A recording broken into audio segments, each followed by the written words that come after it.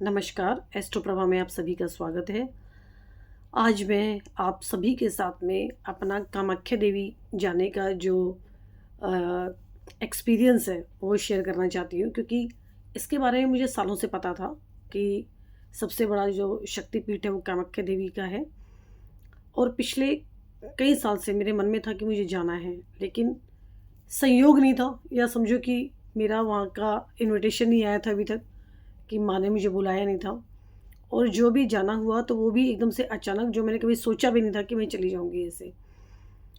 क्योंकि कई लोग थे जो मेरे जानने वाले थे, वो जाके आए। मेरी भतीजी है, उसने मुझे कई बार बोला कि बुआ चलो, कि मैं जाऊँगी तो आप चलना, बट नहीं जा पाए। मतलब समझो कि नहीं था मेरे किस्मत में जाना। भाग्य में जब तक नहीं होगा तब तक आप नहीं जा सकते हो।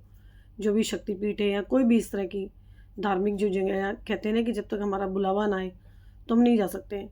बट अभी पिछले महीने जून में जो अम्बुबाची मेला लगा था कामाख्या देवी के अंदर, तो उसके बारे में जैसे हम रील देखते हैं तो फीड में आ जाती है अपने आप से। तो काफ़ी ज़्यादा मेरे सामने आई, मैंने देखी, फिर भी मेरे मन में ये रहा कि अरे पता नहीं मैं कभी जा पाऊँगी या नहीं जा पाऊँगी। इन बिटवीन क्या हुआ कि मेरी सर्जरी होनी थी कुछ, वो पेंडिंग थी। गोल ब्लैडर में स्टोन हो गए थे, तो मेरी पेंडिंग थी। 16 जून की मुझे डेट मिली थी। 18 जून को मेरी सर्जरी हो गई थी। तो मैं देखती रहती थी, तो मुझे लगा कि अब तो मैं वैसे भी नहीं जा सकती हूँ, क्योंकि सर्जरी है। 1 महीना, डेढ़ महीना तो निकलना भी नहीं होगा कई बार। सर्जरी होने के 16-17 दिन के बाद मैं ऐसे ही कुछ देख रही थी आधी रात में। मतलब काम कर रही थी, कुछ काम करते-करते मैं कुछ देखने लगी। तो देखते-देखते मेरे सामने फिर से वो रील आई, 1-2 का अम्बुबाची मेले की मैंने देखी, और मेरे दिमाग में बड़ा स्ट्रांगली आया कि यार मैं पता नहीं कब जा पाऊँगी, नहीं जा पाऊँगी कभी। तो रात में मेरे ख़्याल से 2 ढाई बजे की बात होगी, जो मेरे दिमाग में ये चल रहा था। और उसके बाद मैं अपना कुछ काम कर रही थी, ऑनलाइन कुछ काम करना था मुझे। मैं करते-करते सुबह के टाइम में मेरे ख़्याल से 4 सवा 4 तक मैंने काम किया होगा और मैं सो गई। एग्ज़ैक्टली सुबह 8 बज के 35 मिनट पर मेरे एक साथ में काम करने वाला, मेरा कलीग कह लो, फ्रेंड कह लो, कुछ भी कह सकते हो आप, मुझसे छोटा एक लड़का, उसका फ़ोन आया 8:35 पे। उसके फ़ोन से ही मैं सुबह उठी, और फ़ोन सुनते ही मैंने उसको एकदम बोला, भई यार सुबह-सुबह तूने फ़ोन किया मुझे, क्या हो गया ऐसा? तो उसने मुझे एकदम से बोला कि दीदी कामाख्या देवी चलोगी क्या? हैं? तो मैं नींद में थी, एकदम से मेरी आँखें खुल गई कि अरे! रात में तो मैंने ढाई बजे के करीब मेरे दिमाग में बहुत स्ट्रांगली आ रहा था कि मुझे भी जाना चाहिए, और सुबह-सुबह इसने एकदम से, उसके भी दिमाग में कहीं नहीं था, कभी कोई उसने ज़िक्र नहीं किया, हमारी आपस में कोई बात नहीं हुई कभी। तो मुझे लगा, एकदम से मुझे लगा कि हाँ, ये कुछ इंडिकेशन है कि जो मेरे जाने के लिए। और हमने कुछ पता भी नहीं किया। उसने बोला कि दीदी फटाफट टिकट करा लो, कोई बात नहीं, आप देख लो, 1 दिन में 2 दिन में जो टिकट होती है अब करवा लो आप। तो उसने मुझे सैटरडे की नहीं, सैटरडे नाइट में की ये इंसिडेंट है कि जो मुझे दिमाग में आया कि मुझे जाना चाहिए। संडे सुबह उसने मुझे फ़ोन कर दिया, और उसी दिन हमने मंडे अर्ली मॉर्निंग की जो टिकट थी फ्लाइट की अपनी, वो बुक करवा ली। मुँह उठा के चल पड़े हम। उसके बारे में पता कुछ नहीं था कि वहाँ पे टिकटिंग का भी कोई चक्कर होता है, ऑनलाइन बुकिंग करानी पड़ती है, कि वो जो गर्भगृह के दर्शन है, मुझे तो पता था कि गर्भगृह के दर्शन भी होते हैं, बट जो मेरे साथ में लड़का गया उसे नहीं पता था कि गर्भगृह के भी दर्शन। उसे सिर्फ ये पता था कि हाँ जी कामाख्या देवी है और जाना चाहिए। पहुँच गए हम। हमारी फ़्लाइट भी डिले हो गई थी काफ़ी ज़्यादा, 2 घंटे डिले थी फ़्लाइट। पूरी रात भर जागते रहे। सुबह में 2:30-3 बजे मैं घर से भी निकल गई कि चलो एयरपोर्ट जाना है। 2 घंटे फ़्लाइट लेट थी। फ़्लाइट हमारी सुबह के टाइम में गई है। बैठे रहे, रात भर जागते रहे। सुबह जैसे कैसे करके चलो पहुँच गए। वहाँ पे भी हमारा डिले होता चला गया।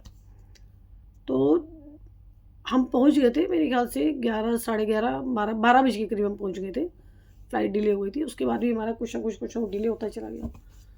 फिर भी एट लास्ट हम ढाई 3, साढ़े 3 के करीब मंदिर पहुँच गए नहा धो के। पता चला जी वहाँ तो पर्ची कटानी पड़ती है, टिकट होती है।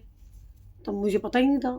मुझे ये तो पता था कि हाँ कुछ है, बट एग्ज़ैक्टली ये नहीं पता था कि पहले से करानी पड़ेगी। जिससे पूछो सबने कहा, कह रहे नहीं, यहाँ तो जी आपको 1 हफ़्ता पहले पर्ची करानी पड़ती है। तो हम, जैसे किसी ने फिर बोला कि 2 नंबर गेट से मुख्य के दर्शन हो रहे हैं। हम ढूँढते-ढाँढते, घूमते-घामते, क्योंकि कोई पता ही नहीं था किसी को, सब ऐसे ही चल रहे थे। हम भी चले गए, और जैसे-कैसे करके हमने जो मुख्य के दर्शन होते हैं उससे पहले कोई बलिगृह था उस, तो वो देख के मुझे थोड़ा-सा अजीब-सा हो रहा था। मैं वहाँ से धीरे-धीरे करके निकल गए, तो किसी ने बताया कि ये है। तो हम पहुँच गए। मुझे तब भी डाउट था कि यही मुख्य के दर्शन है, क्या है? तो मेरे साथ में जो लड़का बोला, दीदी यही है, सब लोग कह रहे हैं कि यही मुख्य के दर्शन होते हैं। तो हमने पूछा भी, जो वहाँ पे खड़े हुए थे पंडित जी से, उनसे पूछा भी। मुख्य के दर्शन करके आ गए, बट मेरे दिमाग में वही घूमता रहा कि नहीं भई, कि ये तो नहीं है, गर्भगृह के दर्शन भी होते, कैसे होंगे। फिर एक पंडित जी खड़े थे, उनसे पूछा तो बोले कि हाँ। फिर किसी ने हमें बोला कि पैसे लगेंगे, तो बोले कैसे पैसे दें। फिर सोचते सोचते हम दर्शन वर्शन करके, मुख्य के दर्शन करके हम बाहर, किसी ने बताया कि गर्भगृह की अगर पर्ची नहीं है आपके पास में तो आम जनता के लिए मुख्य दर्शन होते हैं। हम बाहर निकल गए, बाहर निकल के नंगे पैरी थे, नंगे पैरी चल रहे थे कि जहाँ बिल्कुल कामाख्या देवी के पास में एक होटल था, तो वहाँ पे हम रुक गए। बहुत ही पास में था, 300 मीटर की दूरी पे था, बहुत ही वॉकिंग डिस्टेंस बिल्कुल ही। हम घूमते घामते फिर कुछ खाया नहीं था, खाने लगे कहीं पे, खाने के लिए खाना भी हमें समझ नहीं आया। तो वहीं सीढ़ी उतरते उतरते एक समोसे की दुकान दिखाई दी, उससे हमने एक समोसा खाया। खोपड़ी में वही चल रहा था दिमाग में कि गर्भगृह के दर्शन कैसे होंगे, कैसे हो सकते हैं। समोसा खा के हम फिर चले वापस कि चले यार मंदिर में चलते हैं, क्योंकि मेरे दिमाग में आया कि जो भी मेरी फैमिली में लोग हैं, हस्बैंड हैं, बच्चे हैं और एक दो लोग हो रहे हैं, मैं उनको वीडियो कॉल करके दिखाती हूँ कि कम से कम वीडियो कॉल के जरिए वो दर्शन कर ले। बेशक बाहर से कर ले, अंदर तो कैमरा नहीं, मोबाइल नहीं ले जा सकते, बाहर से कर सकते हैं। तो मैंने कई लोगों को किया, पर दिमाग में वही घूम रहा था कि कैसे होगा कैसे होगा। तो अचानक, और जो मेरे साथ में लड़का था वो बार बार बाबा दीदी देखो किसी से बात करो। तो अचानक मैंने एक पंडित जी दिखाई दे, उम्र थी उनकी 50 से ऊपर के आसपास होगी। तो उसने बोला कि इनसे बात करो। मैंने कहा भाई तू बात कर, मैं तो नहीं करूँगी अभी, क्योंकि एक से हम बात कर चुके थे, उसने मना कर दिया था और काफ़ी ज़्यादा पैसे वो बोल रहा था। उसने बात की, फिर उसे बोला कि दीदी आप बोलो ये क्या। उसने कोई हमें पैसा नहीं बोला, उसने ही बोला कि आप जो आपका मन हो आप मुझे दे देना, जो आपकी श्रद्धा हो, मैं अपने मुँह से कुछ नहीं बोलूँगा। तो मुझे लगा कि जैसे होता ना कि माता ने या माँ ने, जो कामाख्या देवी, उन्होंने हमारे लिए कोई भेज दिया। अचानक से कोई आदमी प्रकट हुआ, मैं हम मतलब कुछ चीज़ें ऐसी हुई कि जो हम एक्सप्लेन नहीं कर सकते हमारे साथ में। हम बड़े हैरान हो गए कि अरे कैसे।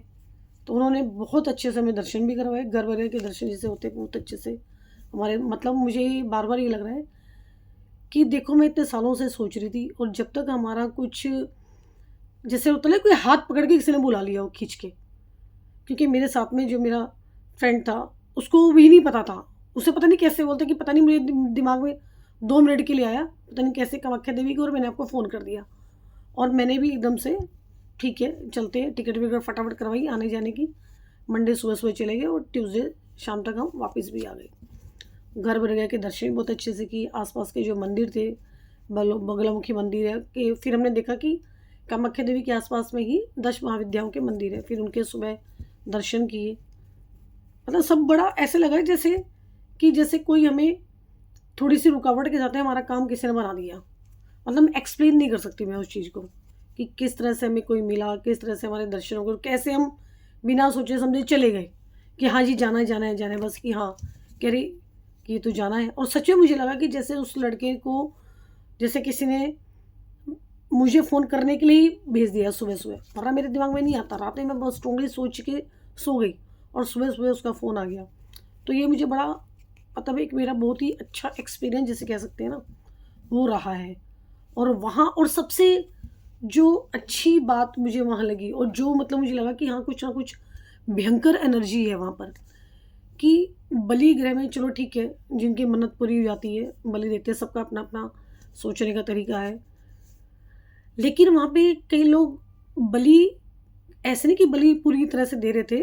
मतलब मैंने जब पूछा ना कि वहाँ पे बहुत सारे बकरे घूम रहे थे, छोटे बड़े सब, और बहुत सारे कबूतर।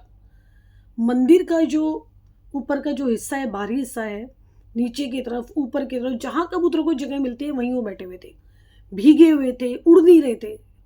मतलब किसी ने भेंट चढ़ा दिया माता को, माँ को उन्होंने भेंट चढ़ा दी, किसी की मन्नत पूरी हो गई, और वो कबूतर उस प्रांगण से बाहर जा ही नहीं रहे थे, वहीं थे।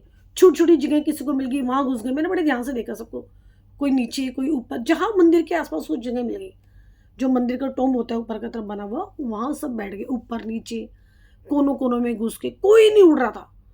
अगर किसी ने उनको भेंट चढ़ा दिया है वो उड़ के जा सकते थे, लेकिन कोई नहीं उड़ रहा था। इसी तरह से बकरे वहीं मंदिर के अंदर चल रहे थे, लोग आने जाने वाले उनको खाने को दे रहे थे। मतलब अगर वो माँ को समर्पित हो गए हैं, अर्पित हो गए हैं, तो वहाँ उस जगह को छोड़ के कोई गया ही नहीं।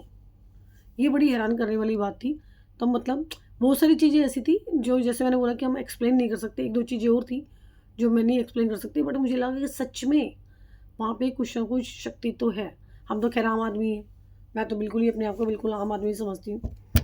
भगवान ने धरती पे भेजा है, बस कुछ काम हमारे जरिए अच्छा हो सकता है तो हम कर सकते हैं।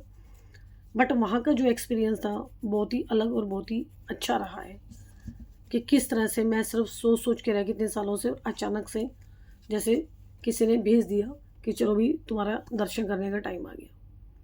तो यही एक छोटी सी बात थी जो मुझे लगा कि मुझे शेयर करनी चाहिए आप लोगों के साथ में। नमस्कार।